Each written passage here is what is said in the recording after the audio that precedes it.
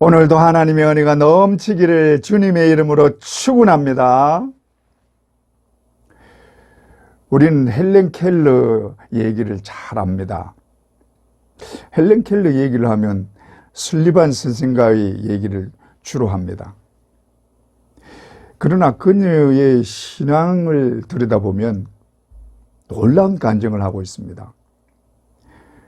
그녀는 보지도 못하고 듣지도 못하지만 그녀가 가장 좋아하는 책이 성경책이라고 말합니다.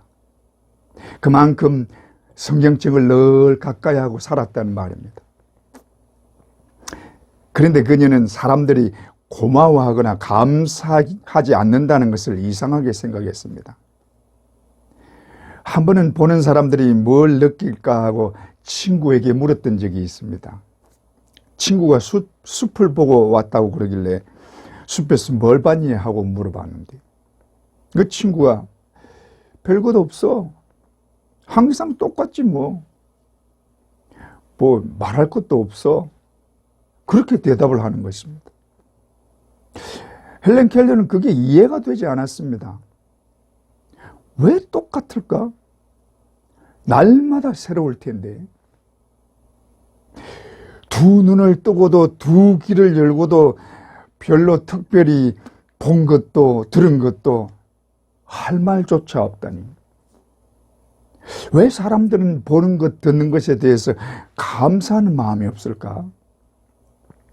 그래서 그녀는 내가 3일만 볼 수 있다면 이라는 유명한 글을 남기게 됩니다.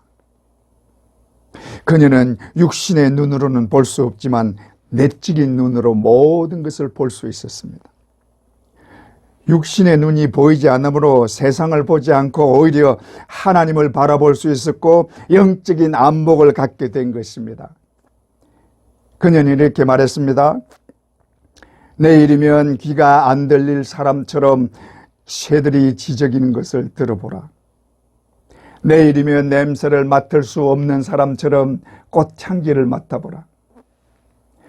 내일이면 더 이상 볼 수 없는 사람처럼 세상을 보라. 우리는 날마다 보면서도 그것이 얼마나 감사한 일인지 잊고 살고 있습니다. 못 보는 사람들은 이렇게 한 번 보는 것이 소원인데 우리는 보는 것을 당연한 것으로 생각하고 있습니다. 얼마나 감사할 줄 모릅니까? 그런데 보는 것이 뭐냐 하면 거기에 있다고 느끼는 것입니다. 보는 것은 눈을 통해서 우리 뇌로 전달되고 그것이 마음으로 가서 마음이 판단하고 느끼는 것입니다. 그러므로 모든 것은 마음이 결정합니다. 사랑하는 사람을 보면 막 웃으면서 좋아합니다. 그게 눈이 좋아하는 것은 아니잖아요. 마음이 좋아하는 것입니다. 그러므로 눈이 아무리 좋은 것을 보고 좋아하는 사람을 봐도 마음이 틀어져 있으면 좋아하지 않는 것입니다. 똑같은 것을 보는데도 어떤 때는 좋아하고 어떤 때는 보기도 싫어합니다. 그래서 인간의 마음을 간사하다고 하는 것입니다. 그런데 마음은 보는 것을 눈으로만 보지는 않습니다. 눈으로 보지 않는 것도 볼 수 있습니다. 경험에 의해서 볼 수도 있습니다. 글을 읽으면서도 그 내용을 볼 수 있습니다. 예를 들면 장발장이 나오는 소설을 읽으면 빵을 훔치는 그 장면이 나옵니다. 그러면 글을 읽으면서 빵을 훔치는 것을 보는 것처럼 그 장면을 보잖아요. 그것이 그 글에서 나오는 장면을 우리가 눈으로 보는 듯이 그렇게 보는 것입니다. 마음이 그렇게 보는 것이죠. 이처럼 성경을 읽을 때도 마찬가지입니다. 성경 말씀을 믿고 안 믿고는 내 마음이 열려서 보게 되느냐 아니면 마음을 닫느냐에 따라서 달라지는 것입니다. 세례 요한이 처음으로 외친 말씀이 회개하라 천국이 가까이 왔느니라입니다. 세례 요한은 예수 그리스도의 길을 예배하러 온 자입니다. 바리새인들이 세례 요한에게 묻습니다. 너는 누구냐? 그때 그의 대답이 나는 그리스도가 아니라 나는 광야에서 외치는 자의 소리로라. 그는 예수 그리스도를 알리기 위해서 외쳤습니다. 요한복음 1장 29절에 이튿날 요한이 예수께서 자기에게 나오심을 보고 이르되 보라, 세상 죄를 지고 가는 하나님의 어린 양이로다. 그는 외쳤습니다. 그러나 사람들은 예수 그리스도를 알지 못했고 그 말을 듣지를 않았습니다. 예수님이 공생애를 시작하면서 처음으로 하신 말씀도 회개하라, 천국이 가까이 왔느니라 하고 외쳤습니다.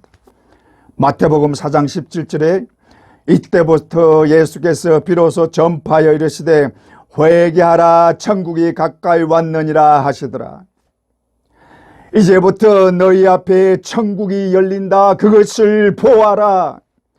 예수님은 자신을 통해서 많은 사람들이 천국을 보기를 원했고 그를 믿고 천국에 들어가기를 소망했습니다.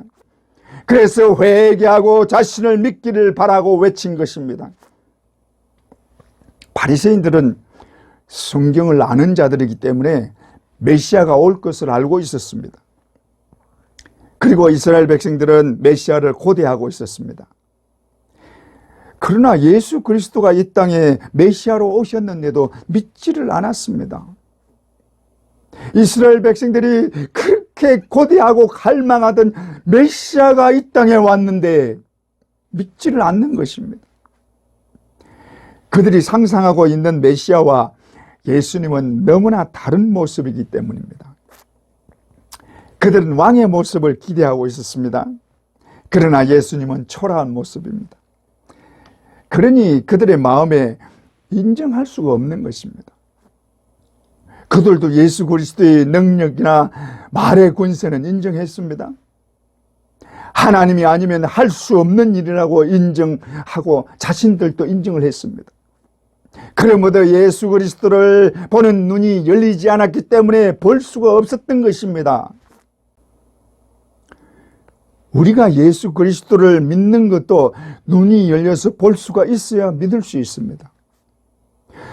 여러분은 하나님이 계신 것이 믿어지십니까? 예수 그리스도가 바로 옆에 계신 것이 보이십니까? 성령이 우리 안에 계신 것이 느껴지십니까? 보인다는 것은 실제로 느껴진다는 것입니다. 다만 영의 눈이 열려야 볼 수 있는 것입니다. 우리가 거듭나는 순간 우리 영이 살아났습니다. 그로 인해서 영의 눈이 열려서 볼 수 있게 된 것입니다. 그러나 우리가 실제로 보고 느끼는 것은 성령과 교통해야 가능합니다. 성령이 우리에게 알려주셔야, 그것을 알게 해주셔야 그 모든 것을 알고 믿게 되는 것입니다. 그러므로 성령과 교통해야 합니다. 성령과 교통하기 위해서는 기도해야 합니다. 그래서 기도가 필요한 것입니다. 만약에 보지 못하고 느끼지 못한다면 그런 분들은 기도하셔야 합니다. 간절한 마음으로 기도하시기를 바랍니다. 하나님, 내 눈을 열어 보게 하옵소서. 나도 하나님의 영광을 보게 하옵소서. 예수 그리스도가 내 옆에서 나와 함께 하신 것을 보게 하옵소서. 느끼게 하옵소서. 간절하게 기도하면 성령의 은혜로 우리의 눈을 열어 보게 하십니다. 하나님은 눈을 멀게도 하시고 보게도 하십니다. 열왕기하 6장 17절에서 18절에 기도하여 이르되 여호와여 원하건대 그의 눈을 열어 보게 하옵소서. 아니 여호와께서 그 청년의 눈을 여심해 그가 보니 불말과 불병거가 산에 가득하여 엘리사를 둘렀더라. 아람 사람이 엘리사에게 내려오매 엘리사가 여호와께 기도하여 이르되 원하건대 저 무리의 눈을 어둡게 하옵소서 하매 엘리사의 말대로 그들의 눈을 어둡게 하신지라. 아람 군대가 엘리사를 죽이려고 포위를 했습니다. 이때 그 종의 눈을 열어 하늘 군대가 자기들을 보호하고 계신 것을 보게 했습니다. 그리고 아람 군대의 모든 자들의 눈을 멀게 했습니다. 그리고는 그 군대를 다 이끌고 이스라엘 왕에게 데리고 갔습니다. 하나님이 눈을 멀게 하시니까 그 그 많은 군대가 쓸모가 없는 것입니다. 또한 하나님은 눈을 열어 못 보던 것을 보게 하십니다. 하나님은 못 보게도 하시고 보게도 하시는 분이십니다. 하나님은 우리의 눈을 열어서 보게도 하십니다. 그러므로 기도하면 보게 하실 줄 믿습니다. 그런데 우리에게는 우리의 눈을 자꾸 멀게 하는 것들이 있습니다. 우리가 바로 보지 못하게 하는 우리의 눈을 멀게 하는 것입니다. 우리 눈을 멀게 하는 것들 중에는 대표적인 것이 세 가지 있습니다. 첫째로 육신의 정욕입니다. 여기에는 식욕과 성욕, 특히 색욕이 있습니다. 보통은 식욕을 죄가 된다고 생각하지는 않습니다. 그러나 먹는 것을 탐하는 것은 분명하게 죄가 됩니다. 여러분, 먹는 것을 탐하는 사람은 온통 생각이 거기가 있습니다. 오늘은 어디서 맛있는 것을 배부르게 먹을까? 아예 배 터지게 먹을 생각에 그렇게 먹기 전에는 다른 생각이 전혀 없습니다. 그리고 맛있는 음식 먹으러 다닌다고 먼 곳이라도 마다하지 않고 다니지 않습니까?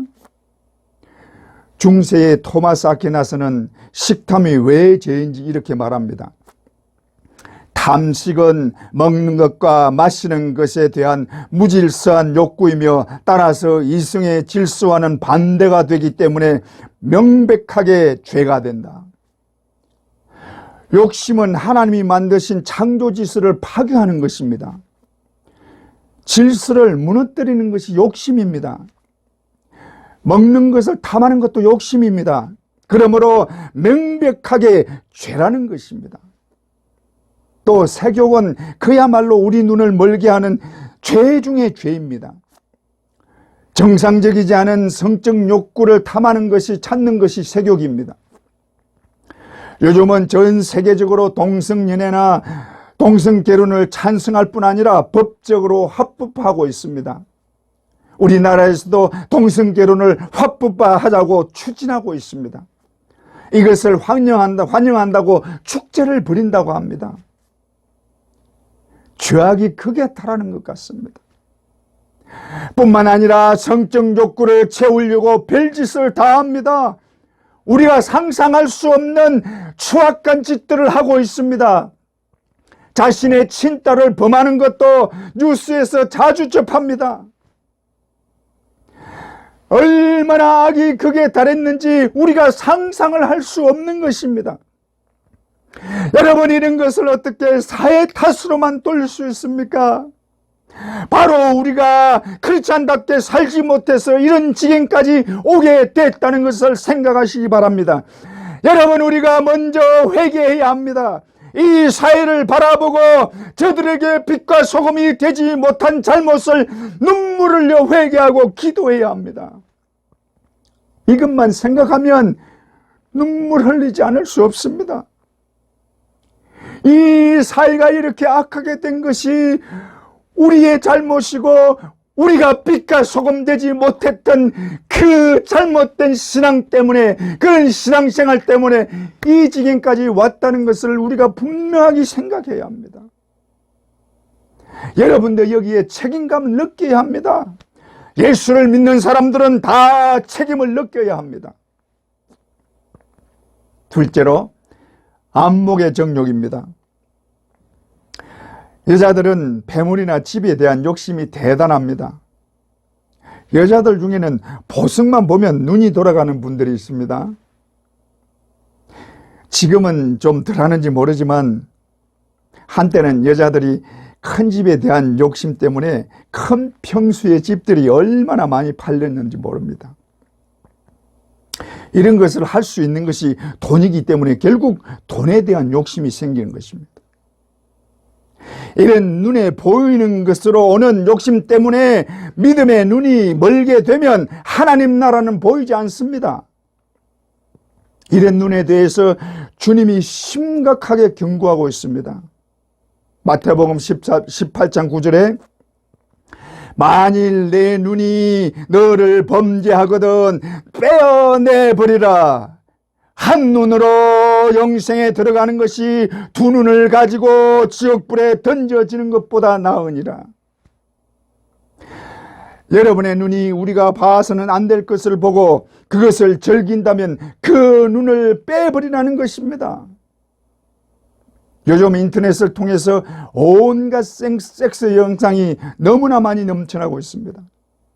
그 중에서는 사회적으로 큰 문제가 되는 영상들도 있습니다.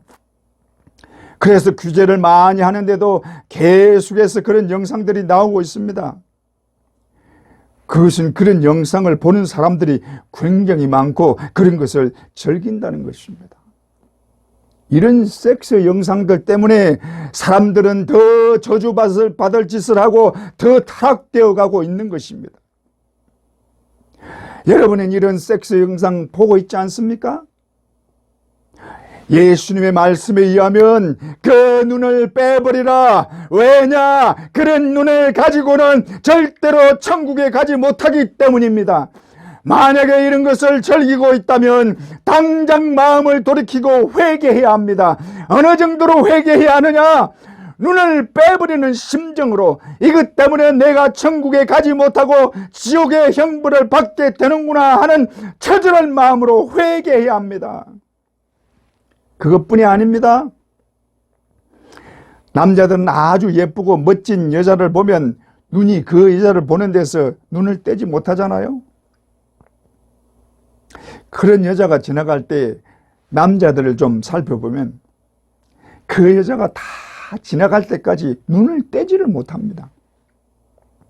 그 여자를 보면서 무슨 상상을 하십니까? 온갖 음흉한 상상을 다 하잖아요. 그런 눈도 마찬가지입니다. 그런 눈도 빼버리는 심정으로 회개해야 합니다. 이런 안목의 정욕 때문에 영의 눈이 어두워지는 것입니다. 셋째로 이생의 자랑입니다. 어떤 젊은 사람이 자기는 40대 초반인데 17억을 모았대요. 그래서 그러냐고 잘하셨네요.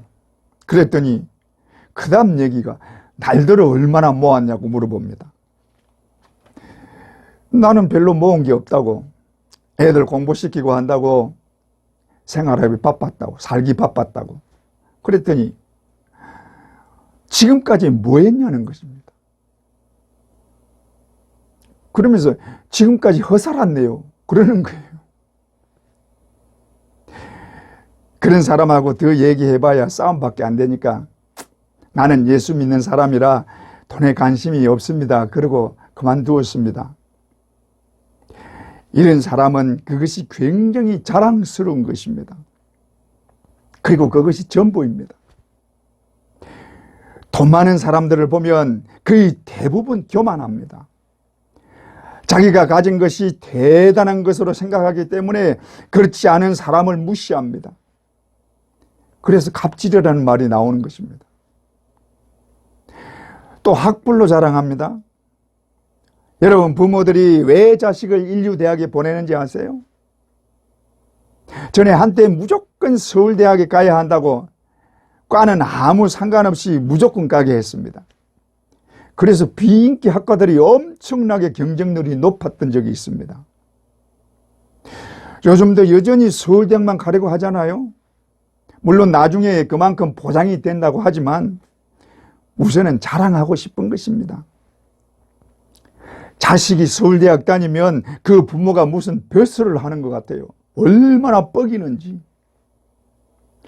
또 요즘 젊은 사람들은 외제차를 산다고 외제차만 살려고 거기에만 눈을 돌리고 있습니다. 그리고 외제 고급차를 타면서 아주 뻐기면서 운전을 하고 갑니다. 그걸 자랑하고 싶은 것입니다. 눈이 그것밖에 볼 수 없기 때문에 그게 한계인 것입니다. 그런데 요즘은 교회 안에서도 은혜를 더 많이 받은 것을 부러워하는 것이 아니라 사회적으로 성공하고 잘된 것을 자랑하고 그것이 하나님의 큰 복을 받은 것이냐 그렇게 말을 하고 있습니다. 교회의 영적 안목이 흐려졌기 때문입니다. 개인의 영적 안목도 마찬가지입니다. 믿음 좋은 사람을 보고 좋아하고 기뻐하는 것이 아니라 멋진 차를 타고 오는 사람을 보면 아주 친절하게 그렇게 대합니다. 그러나 평범하거나 가난한 모습을 하고 오면 인사도 하지 않습니다. 이것은 이미 영적인 눈이 흐려지고 세상의 눈만 밝아졌다는 것입니다. 그러니 말씀을 잘 보지도 않고 말씀을 읽어도 그냥 글자요. 성령의 깨닫게 하시는 은혜는 전혀 맛보지 못합니다.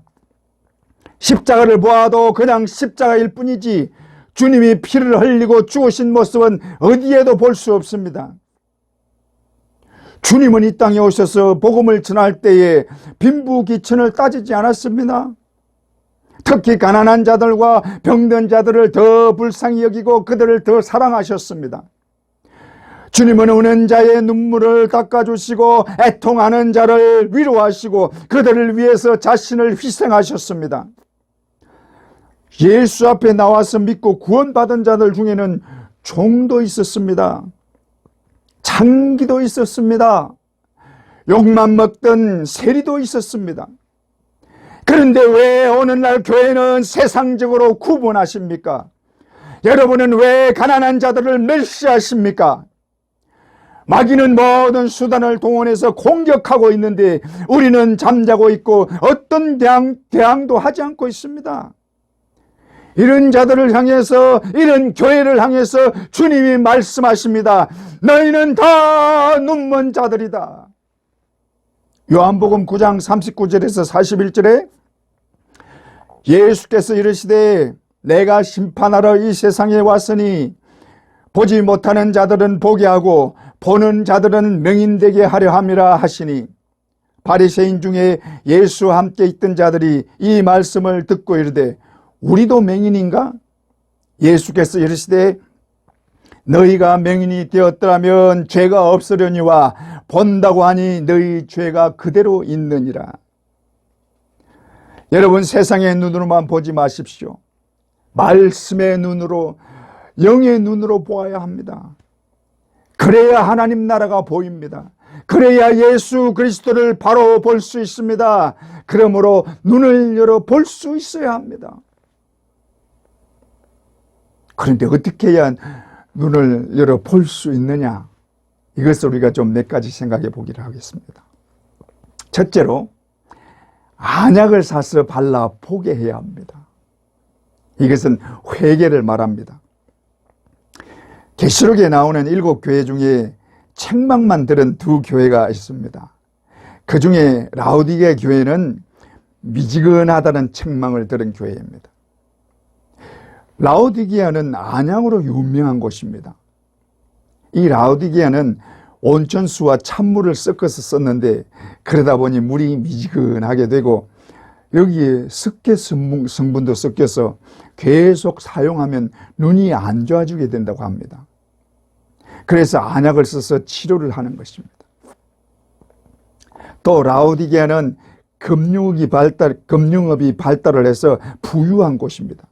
그러다 보니 이 부유함으로 하나님께 매달려서 기도할 일이 별로 없다고 생각한 것입니다. 그래서 영적으로 죽은 교회가 되는 것입니다. 이들은 자기들의 영적인 형편을 전혀 알지 못했습니다. 여기에 주님이 경고하십니다. 계시록 3장 17절에 내가 말하기를 나는 부자라 부유하여 부족한 것이 없다 하나 내 곤고한 것과 가련한 것과 가난한 것과 눈먼 것과 벌거벗은 것을 알지 못하는도다. 19절에 물은 내가 사랑하는 자를 책망하여 징계하노니 그러므로 네가 열심을 내라 회개하라. 라오디게아 교회는 자신들의 영적인 상태를 전혀 모르고 있었습니다.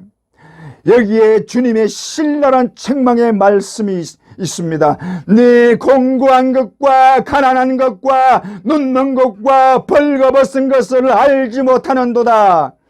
내 영적 상태는 공고하고 가난하고 눈물고 벌거벗었다. 이것을 알아라. 이들은 책망받아 마땅한 상태였습니다.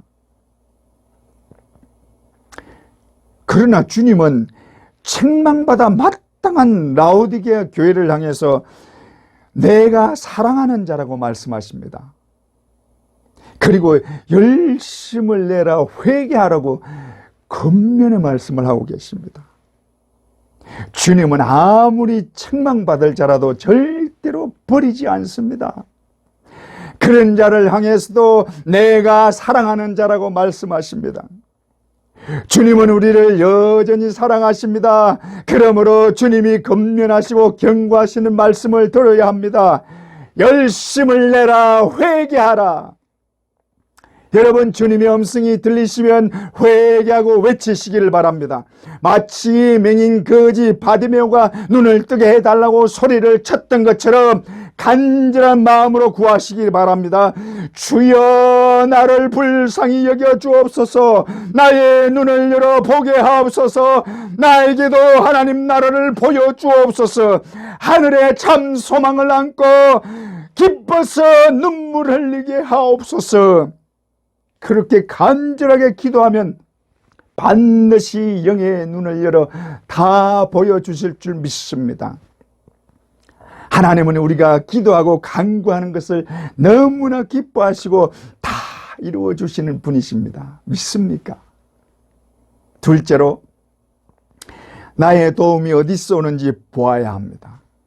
시편 121편 1절에서 2절에 내가 산을 향하여 눈을 들리라. 나의 도움이 어디서 올까? 나의 도움은 천지를 지으신 여호와에게서로다. 우리는 언제나 둘 중에 하나를 보게 됩니다. 세상을 바라보든지 하나님을 바라보든지. 세상을 바라보면 거기에는 하나님은 없습니다. 그런데도 자꾸 우리는 세상에서 답을 구하고 있습니다. 어려운 문제나 시련이 닥칠 때 답을 구하려고 동분서주합니다. 온갖 방법을 다 동원해 봅니다. 그러나 세상에서 아무리 애를 써도 거기에는 답이 없습니다. 언제나 답은 하나님께 있습니다. 믿습니까? 내가 눈을 들어 하늘을 보면 거기에는 나를 도우시는 하나님이 계십니다. 내가 하나님께 도움을 구하면 언제나 도와주시는 하나님이 계십니다. 하나님은 우리의 아버지십니다. 이것을 믿으면 아버지께 구하여야 합니다. 우리는 예수를 믿는 순간부터 하나님의 자녀가 되었습니다. 요한복음 1장 12절에 영접하는 자 곧 그 이름을 믿는 자들에게는 하나님의 자녀가 되는 권세를 주셨으니, 우리에게 주신 하나님의 자녀의 권세는 언제나 하나님을 아버지라 부를 수 있고 그 아버지께 무엇이든지 구할 수 있는 것입니다. 비록 내가 하나님의 자녀가 될 어떤 자격도 없지만 하나님이 나를 자녀 삼아 주셨고 너는 내 아들이라 말씀하십니다. 그리고 무엇이든지 주시겠다고 말씀하십니다. 그러므로 우리의 도움이 어디서 오는지를 생각하고 아버지를 찾으면 하나님은 우리의 눈을 열어주시고 우리 눈은 하나님께로 활짝 열려지게 되는 것입니다. 우리 눈이 활짝 열려 모든 것을 보는 자가 되는 것입니다. 셋째로, 예수 그리스도의 십자가를 보아야 합니다. 예수님이 십자가를 지고 골고다 언덕을 오르시고 십자가에 달려 죽으실 때에 여러 부류의 사람들이 있었습니다. 여러 부류의 사람들이 그 뒤를 따랐습니다. 예수님이 십자가를 지고 갈 힘이 없어서 쓰러지고 넘어질 때에 그 십자가를 대신 지고 간 구레네 시몬이 있습니다. 십자가에 못 박으라고 소리치며 따르는 많은 무리들이 있었습니다. 예수님과 함께 못 박혔던 두 명의 강도가 있습니다. 군인들도 있었습니다. 주님을 따르는 자들 중에는 늘 따라다니던 여인들도 있었습니다. 그 중에 예수 그리스도가 우리 죄를 대신 지시고 죽으신다는 것을 아는 자들은 누굴까요? 누가 십자가의 도를 제대로 깨닫고 알았을까요? 십자가를 대신 진 구레네 시몬이 알았을까요? 그는 엄격결에 십자가를 지고 간 사람입니다. 그러니 뭘 알았겠어요? 한편 강도는 구원은 받았습니다. 그러나 그가 십자가의 참 의미를 깨달았다고는 볼 수 없습니다. 또 십자가에 못 박으라고 소리친 자들과 군인들이 알았을까요? 그러면 여인들은 어떨까요? 그들은 십자가를 지고 가는 예수님의 뒤를 따르면서 가슴을 치며 슬피 울었습니다. 누가복음 23장 27절에 또 백성과 및 그를 위하여 가슴을 치며 슬피 우는 여자의 큰 무리가 따라오는지라. 예수님이 십자가에서 고통 가운데 죽으실 것을 생각하고 가슴을 치며 슬피 울었습니다. 그러나 그 중에 십자가의 진정한 의미를 깨달은 자는 아무도 없습니다. 그러니 주님이 그 여인들을 향해서 나를 위하여 울지 말라고 하신 것입니다. 제자들도 마찬가지였습니다. 제자들 중에 어느 누구도 십자가의 진정한 의미를 몰랐습니다. 그러므로 예수님은 정말로 외롭게 돌아가신 분입니다. 아무도 자기가 지는 십자가가 무엇을 의미하는지 몰랐습니다. 심지어 하나님도 외면하셨습니다. 아무도 주님의 고통을 함께한 자가 없었습니다. 주님은 그렇게 힘들고 외로운 십자가를 홀로 지신 것입니다. 오직 우리의 죄를 대신하고 우리를 살리기 위하여 저주받은 십자가를 지고 가신 것입니다. 주님은 하늘의 영광을 받아야 할 뿐이지만 저주의 상징인 나무로 만든 십자가에 달렸습니다. 황금 보석으로 꾸민 면류관을 써야 할 주님이 가시로 만든 가시관을 쓰고 피를 흘렸습니다. 왜 주님이 저주를 받아야 합니까? 그 저주는 우리가 받아야 할 저주요, 그가 흘린 보혈은 내가 흘리고 죽어야 할 피입니다. 그러나 주님은 우리를 살리려고 저주받은 십자가에 달렸습니다. 가시로 만든 면류관을 우리를 위해 썼습니다. 여러분, 우리가 주님의 십자가를 생각할 때마다 가슴을 치며 슬피 울며 따르던 여인들처럼 가슴을 치며 슬피 울며 십자가를 볼 수 있기를 바랍니다. 내 죄를 씻기 위하여 피 흘려주신 그 십자가를 죽도록 사랑하는 자 되기를 바랍니다. 그 십자가를 언제나 바라보고 진실로 예수 그리스도를 따르는 진정한 크리스찬이 되기를 간절히 원합니다.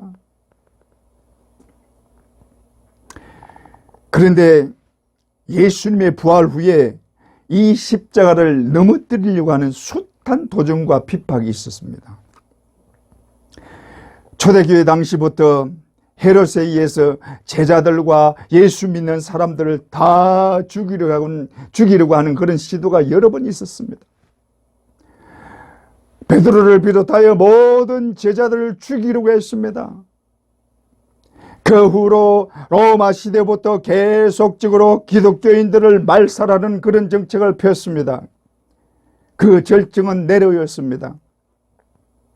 네로는 그가 통치하던 주후 64년에 로마에 대화재 사건이 있었는데 이것이 기독교인들에 의한 것이라고 그 원인을 기독교인들에게로 돌려서는 무자비하게 기독교인들을 죽였습니다. 기독교인들을 아예 다 없앨 작정으로 그렇게 박해를 했습니다. 얼마나 잔인했던지 개들에게 물어뜯게 했습니다. 십자가에 못 박았습니다.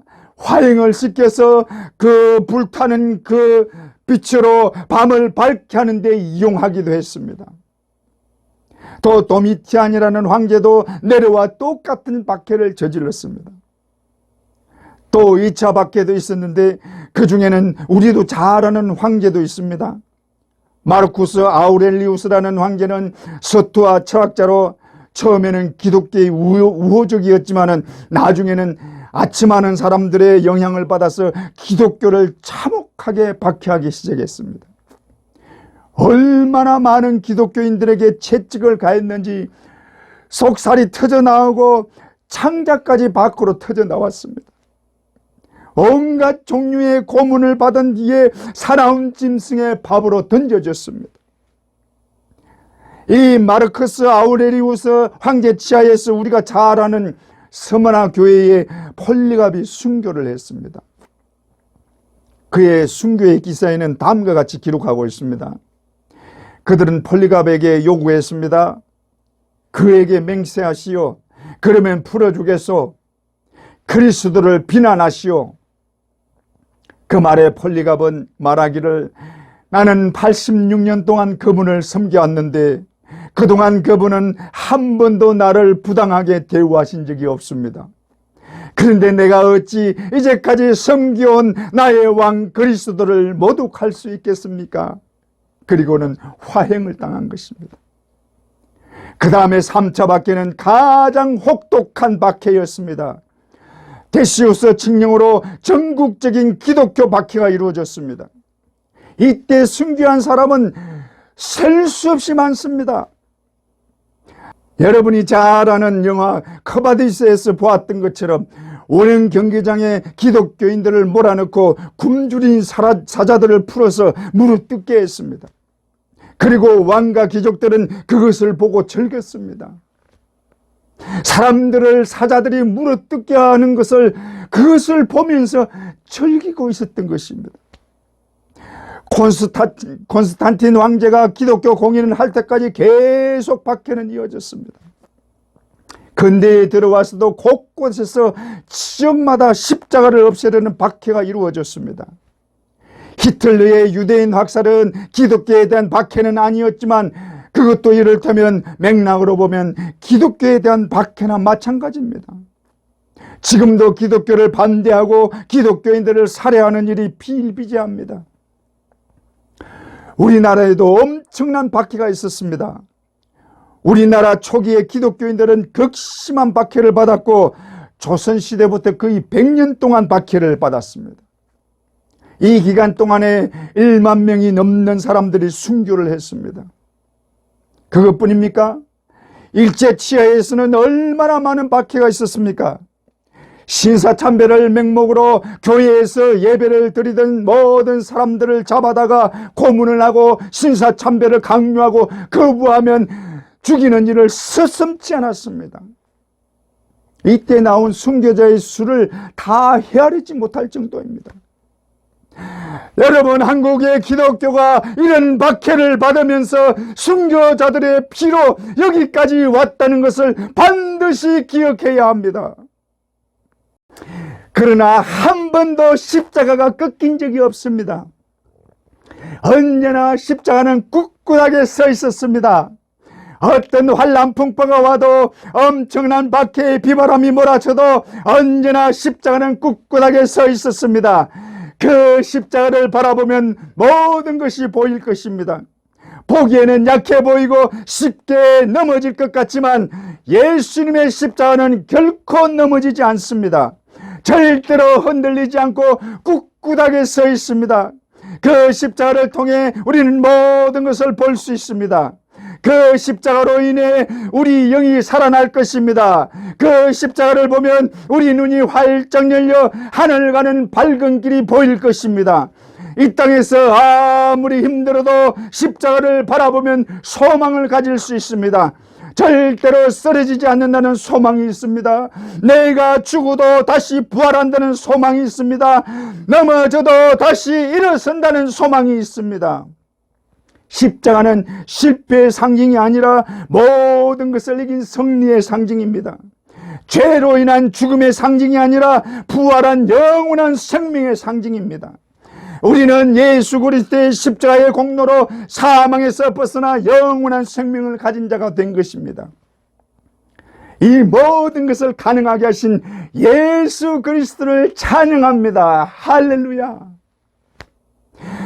여러분, 십자가를 바라보세요. 예수를 바라보세요. 믿음의 주요 온전케 하시는 이인 예수 그리스도를 보세요. 거기에 참 생명이 있습니다. 거기에 참 소망이 있습니다. 거기에 승리가 있습니다. 거기에 영광이 있습니다. 이 땅에서 아무리 힘들고 어렵더라도 예수 그리스도의 십자가를 바라보고 힘을 얻기를 바랍니다. 절대로 꺾이지 않는 십자가처럼 꿋꿋이 서서 언제나 이기는 모두가 되기를 주님의 이름으로 축원합니다.